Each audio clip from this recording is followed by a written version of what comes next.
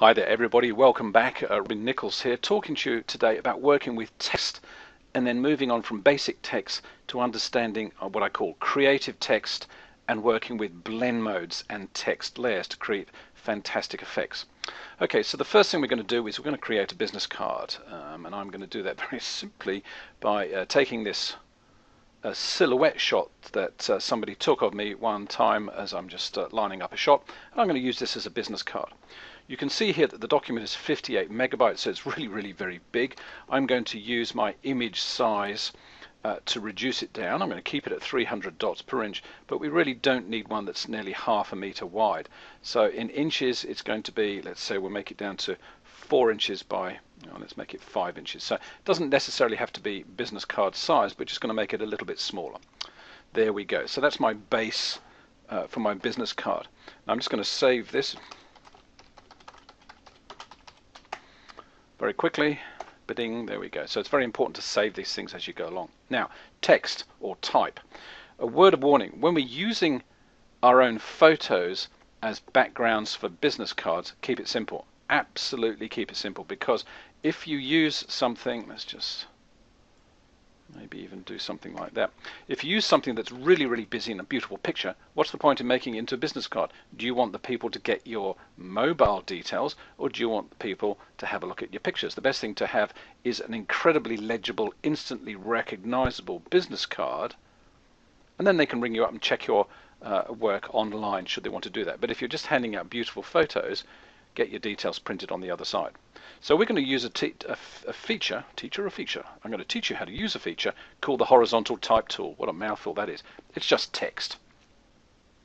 And what we're going to do is do a couple of things.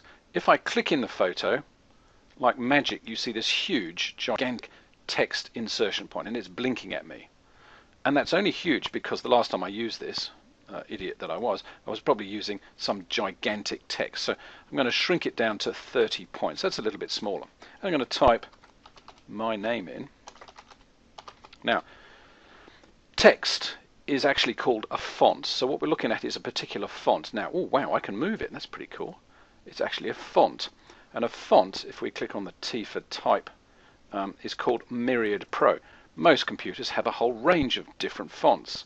An awful lot of them are pretty horrible.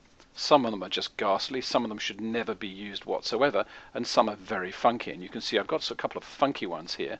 Let me just show you. I've got a couple of funky ones here that I've downloaded for specific applications. The nice thing about fonts is you can actually download and use somebody else's fonts. Here's one called Dancing Vampire-ish. Is pretty cool. So this is very nice. That's actually a very big font, so I need to reduce that in size. Or another one is called Dead Kansas, or no, Dead Secretary. Actually, this is one with bullet holes in it. Very appropriate. And what else we got? There's one called Canvas, I think, somewhere. Where are we? Okay, not quite sure that this one looks like it's been scratched on the floor. So there are an amazing range of fonts, and these ones I've just downloaded off the internet and installed on my PC. It's very easy to do, and I'll show you in a break how you can do Angelic War. Here we go. This is rather spectacular. So this is rather a stylish one as well. So for the purpose of the business card, though, I'm getting a little bit off track there. I'm just going to choose something fairly simple, and I tend to use a font called Myriad Pro, simply because Myriad Pro comes with a massive range of styles. What's a style? Well, a style is regular, bold, italic, thin, thick, condensed, semi-condensed, etc., etc. You may not have all these variants on your computer. I've actually paid money to buy some of these from Adobe, or sometimes you can download them for free from the internet. So because I want to make a bit of a statement, I'm going to say bold, semi-extended. So it's a much fatter looking text, and it's semi-extended. What that means is the letters are not packed together too badly. I'm going to choose a bigger font, so 48. Let's just see if that fits in. Yeah, that fits in quite nice. And I'm going to click OK. As soon as you add a line of text, it puts it onto a new layer. This is fantastic because then it means I can move it independently of the photo in the background. Okay, what I'm going to do now is put a separate text layer in. So I'm going to click on the T, click in the photo. Okay, and let's type in the word photographer. And as you can see, that only just fits, but it kind of does, and I'm going to fit it down here. There we go, that's two text layers here. I'm making a bit of a statement here because it's pretty obvious what to do. And now I'm going to click, but I'm going to drag the text tool. And what I've done is drawn a box, and you think, well, what's going on here? I've drawn a text box. This is what it does. I'm going to type in my mobile number.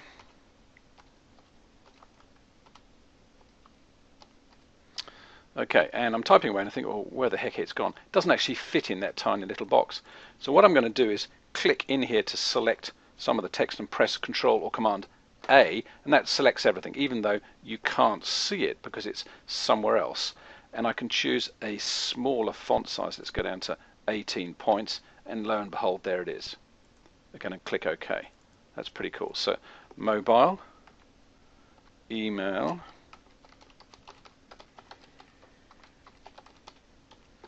again, that doesn't fit.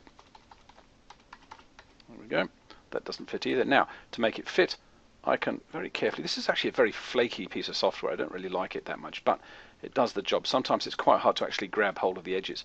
But you can see what the text box does. It constrains the movement or the spread of the text to that area. So it's very good because it allows me, here we go.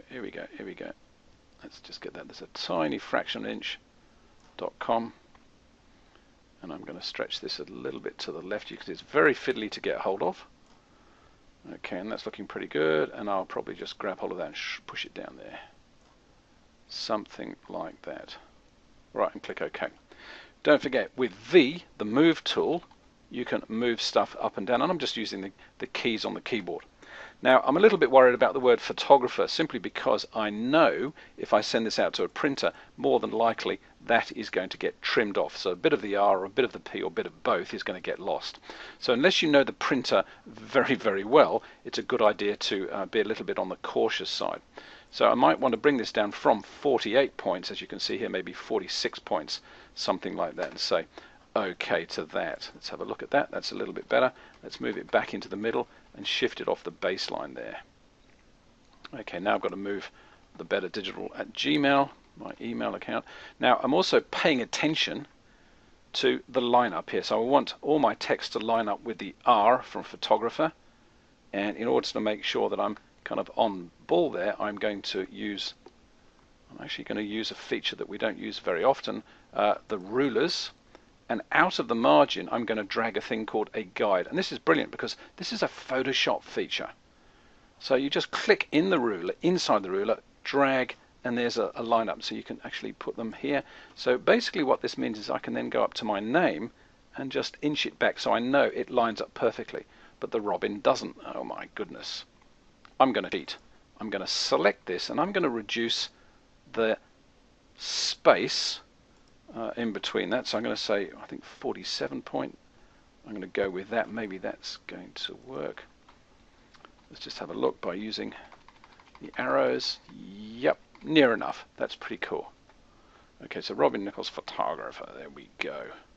Okay, but one other thing I need to do is just to get the text with the mobile phone, etc., etc., and I need to right justify it. So I'm going to push it all up that way and then reset it using the move tool, just so it lines up kind of nicely.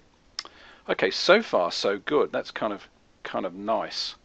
I probably want to go a little bit over the top and make sure that people can immediately identify me. So if the text is not entirely legible at about that thing, and it's not bad actually at that height, what we need to do is possibly do something to the text, like get a better color. How about red? That probably will do the job nicely. Let's have a look. Yep, that's pretty positive. And photographer, we can go red as well. Something like that. Click OK. Now we're making a bit more of a statement. What I'd also like to do is apply some special effects to this layer. So very easily done. We go to the FX department and I'm going to choose drop shadow, of course. Immediately lifts it off the page beautifully. I might even just try something snazzy like, I was going to say like the bevel, but that, yeah, sort of works. Some of these bevels tend to look a little bit dated these days, I think. That's possibly better, or maybe no bevel at all. Alright, if I go back to my layer palette, you'll now see I've got a little FX sign. If I double click that, there is the recipe for my bevel, and for my drop shadow I'm going to say, nope, don't like that bevel. or I might try it and just bring the bevel down. That's probably a little bit better, and I need to bring the opacity and the distance on that drop shadow down. I think the opacity is probably okay. The size, bring it down a little bit like that. Okay, that's 13, 12 and 75. So what I'm going to do is try and copy the layer style and paste it onto the other layer like that. So I don't have to remember the recipe, I just copy and paste it. And that very simply is how you make something as simple as a business card. Now we're going to have a look very quickly at how to make a greeting card. Woohoo! Now when we're making a greeting card, it's basically exactly the same principle as making a business card, except we may have more images to play around with. One of the key things I can show you in this particular process is very simply to use something like the grid. Very, very simple, the grid. The grid options tend to come in looking absolutely horrible, so you can see a piece of graph paper like that, very, very hard to see anything at all. So I always change the grid settings to 25% and maybe 2 or maybe even 4 intersections, and click OK, making sure it's red or something like that. So now with a greeting card, a Christmas card or whatever, you know the fold line is bang through the middle here. Tip number 2 is when you're making a greeting card, find the envelopes first and then design the greeting card of an appropriate size to fit into the envelope, because so many times I've made a greeting card and thought, wow, that's fantastic, couldn't find any envelopes to fit it, so I ended up by having to sort of stick them into huge envelopes, which is a great waste of time. So the simple way to make this, and as you can see from all the layers on the right hand side, I've actually already made this greeting card, and this is featuring a Christmas theme, as you can guess here, with the dog. And trust me, I nearly went neurotic trying to get the dog to wear the hat and the tinsel and the ribbon without going completely ballistic and eating the lot. So what I've done is I've just put this photo singly onto one side, and you can see here I've just sort of cropped bits out of it in order to get it to fit quite nicely, and I've basically cropped it because I've zoomed in. I've basically made the picture larger, okay, as you can see here, just to fit the dog in, because when it was just smaller, it was just looked a little bit too small on the screen. So I've just enlarged it and then cropped it in order to make her to fit the screen quite nicely. Just for a bit of fun, I've then stuck small versions of the photo shoot on the back page, showing the immense struggle to dog wrangle this mad puppy into submission. And eventually, so it's a little bit of a story there happening with a few outtakes, I suppose, on the other side. Now the curious thing is most printers these days will actually print on 2 sides of paper, but it is actually quite hard to work all that out. So what I do is this: I print this onto double-sided matte card, and you can buy that from most stationery shops. You can buy it online. Very, very good. You don't need to spend a huge amount of money on that. And then I've got a rotor trimmer, like a guillotine, a rotary guillotine, and I trim it down. I also have a device that I bought in a post office years and years ago called a scorer, and a steel ruler and a blunt table knife will do just the same job, and you just run the blunt table knife up and down the spine here, right in the middle point here, so that you can fold it. It just scores it and folds it beautifully. But a craft shop or a scrapbooking shop may be able to sell you one of these little rotary scorers that kind of just puts a groove into the paper without actually cutting through it. It's very, very cool. Now what I also do is I print inserts, and these are just printed on ordinary office reflex paper, and again, you know, we use the lineup, the typical lineup here, just to make sure it goes onto the right hand page. So this is just dead easy, and then I fold them down the middle. These are actually sized to be very slightly smaller than the card itself, and as you can see here, I put a black key line. How do I do that? I select the entire document by pressing Control or Command A, and then I choose a function called stroke, and what that does is put a colored line onto that selection line, and the trick is to put it either into the center or inside, so it shows. If I put it on the outside, it won't show at all because it goes off the canvas. It's kind of a bit of a weird one. And let's say put 4 pixels in. Can we put 4 in?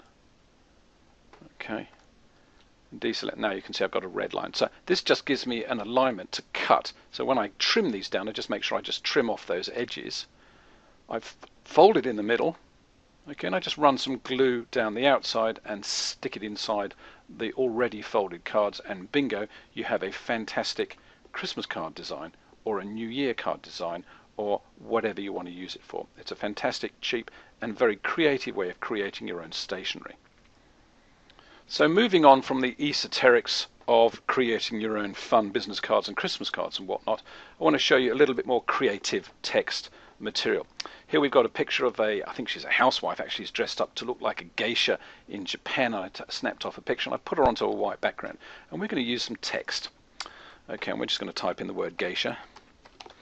Okay, wow, Robin, get it a bit bigger, will you? So I made it kind of tiny, and I go up to 72 point.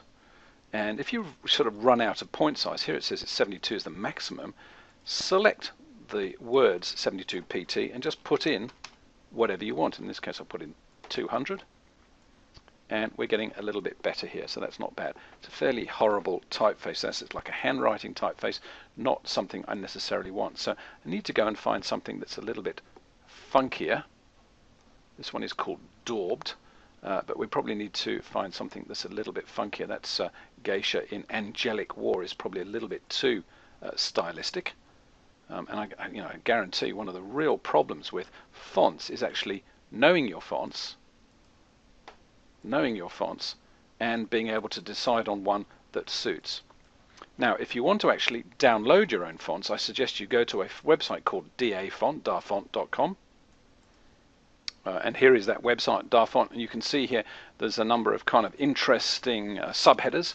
I frequently do it when I'm doing, for example, a digital photo book, and I want to, for example, get a Mexican or an Arabic looking font. You can just click on the word Arabic, and here I've got some amazing fonts. Fonts are tiny, so the entire font library of the alphabet may only be, I don't know, 20 or 50 or 80 kilobytes. So I can just click on download. It'll download in no time at all. You double click on it and it'll install itself in your Mac or your PC.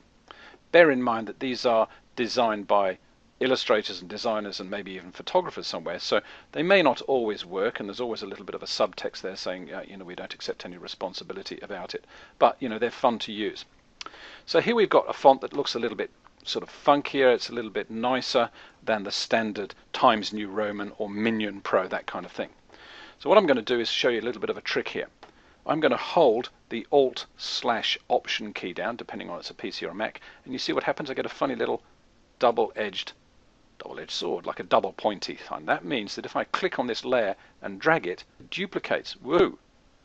Do it again, duplicates again.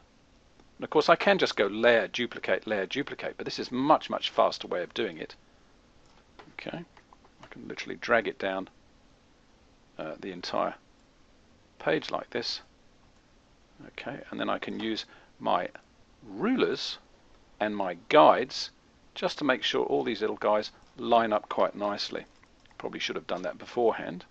And I'm going to click on this layer to make sure that one lines up, that one lines up, and so on and so forth. You can see it wasn't very accurate at all. There we go, and just get these guys to line up kind of nicely. So they now all line up pretty well in the window. Very good. Okay, and what I'm going to do here is I'm going to blend these. So I want them to blend into the photo in the background without kind of totally destroying it. So if I go down to this bottom letter here, geisha, and I choose a different blend mode. Wow, what's a blend mode? Well, blend modes do a number of things. Number one is some of them don't do anything, and dissolve, darken, multiply, color burn, linear burn, and so on and so forth. Some of them just think, well, what's the point? They just don't actually do anything at all, or they don't appear to. Okay, and we go down to hard light, vivid light, linear light, pin light, and so on and so forth. So some of them just are weird, some of them just don't seem to affect the image whatsoever, and you don't get necessarily the look or the feel that you really want to. So one of the things we can do is this. We can just mess around with my layers, and I'm going to mess around with the layers. So first off, I'll just show you what we've done here. In my panel options, I've got my layers to show really big. I'm going to shrink them down so we can actually see what we're doing here. So we've got the background layer here. I'm going to then duplicate the background layer, and I'm going to push one of those duplicates right up to the top so it obscures everything. But then I'm going to change the blend mode on the background layer, and hopefully this is going to help me, because then it's going to show one of these combinations is probably going to work where it blends in kind of nicely. Here we go, we're running out of options here, Robin. One of the hardest things to do, I have to say, one of the hardest things to do is to write about blend modes, because every blend mode does a completely different thing to every other blend mode, seeing as we have different pictures. So you try it on one image, you try it on a second image, and you get a totally different looking result. So that clearly isn't going to work terribly well by using blend modes. So what else can we do in terms of fixing up some of these? Well, I'll tell you what we're going to do. We're going to use a mask. So I'm going to put this fellow back up here, stick a layer mask onto that, and I'm going to get into it by erasing or painting into the mask here. There we go, and that's a very, very simple operation. Alright, I'm going to turn this down a little bit so we can go a bit slower, because I want to sort of blend them into the image of the woman here, a little bit like that. So maybe even bring that down to about 20%. So we go nice and slow, and the idea is just to make it very, very subtle. Subtle is not my middle name, but it actually appears to appear. It actually shows up very, very quickly, simply because, you know, it's just a graphic against a white background. Okay, a graphic against one. So, you know, initially when we paint in there, it just shows very, very brightly. Okay. There we go, just a little bit on the hands, go back and up and down. So that's now showing you a really nice way of just blending the text in by using this layer masking at the top of the image. So we've just duplicated the original photo, dragged it up to the top, put a layer mask on, and now I'm painting into that layer mask in order to make it go a little bit transparent. Okay, and that's working really quite nicely. Now, blend modes, which in this exercise we've just sort of decided that sort of work but sort of don't work as well depending on where we put them. Let's have a look at blend modes in a different context. So I'm kind of quite pleased with that. Let's move on and have a look at blend modes on the layer. Now I'm going to go back to my original picture from which I took that graphic. And we're going to have a mess, make a mess, probably going to make a mess. I'm going to say delete this layer mode for the moment. And I'm going to choose just a bright color yellow, really, really bright yellow, canary yellow. But I'm going to paint in a blend mode. And so I'm going to choose a blend mode on the options palette. And I'm going to use, for example, overlay. And I've chosen a really big brush with a crazy shape, you know, one of these really rough edged brushes. And I'm just going to go really big and see what happens. Okay, look at this.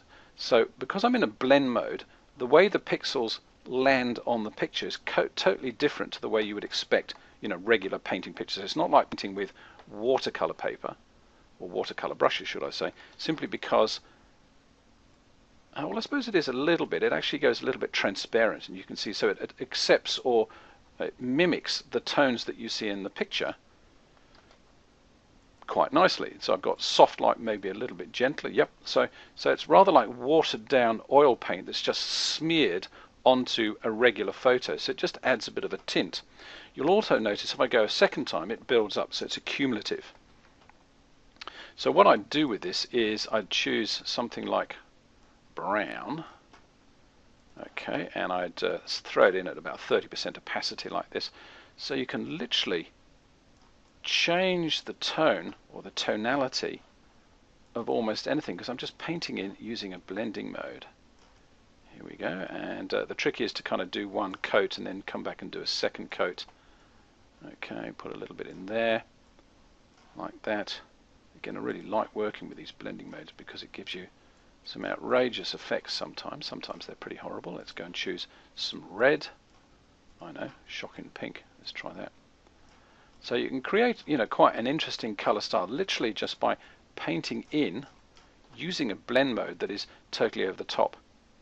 Let's try, I know something like hard mix is going to give me what I call a sort of Andy Warhol. That's instant, that's just a little bit too much. So linear light, let's try pin light. Pin light, wow, that's a bit subtle, isn't it? So you may find that, you know, just for the sake of argument, it actually produces quite an interesting look, not for everybody. What we can also do though is use our text in blend mode, and as you can see here, we've done this before.